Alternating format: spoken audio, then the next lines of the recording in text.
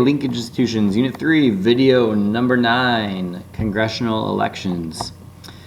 Alright, so congressional elections, we're going to focus on midterm elections.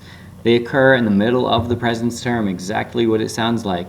The key thing to remember for midterm elections, two parts. One is that the turnout is always lower, and that as a result, only the more ideological voters vote in midterm elections.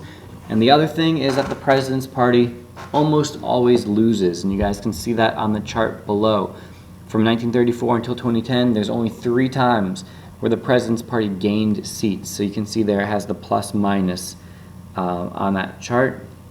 Almost always loses, and a lot of times they lose a lot of seats, usually because the country isn't so happy with the job the president's doing. So they blame him, they blame his party. Alright, now the person who's the incumbent, they're the person who holds office already.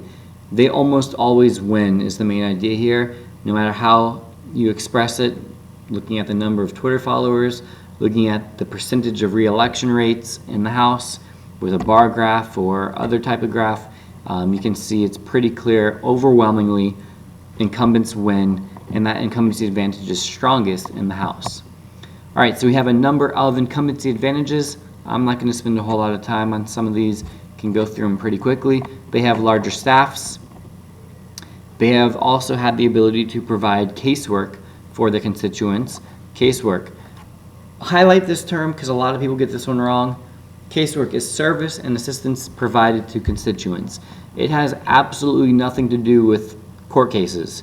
It's just the fact that they're able to do things to help specifically individual members of their district, and they can help them out with certain problems, get them government assistance, that sort of thing. So that, again, gives them an advantage, makes people more likely to vote for them.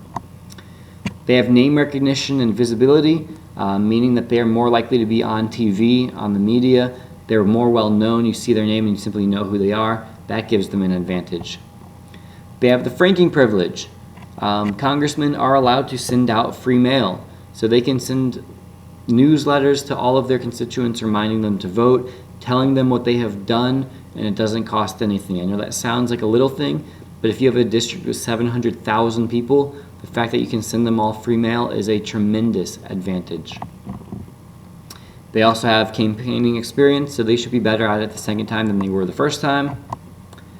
And I think you get the idea. Money. Contributions from PACs, political action committees, which will be a prominent feature of a future video.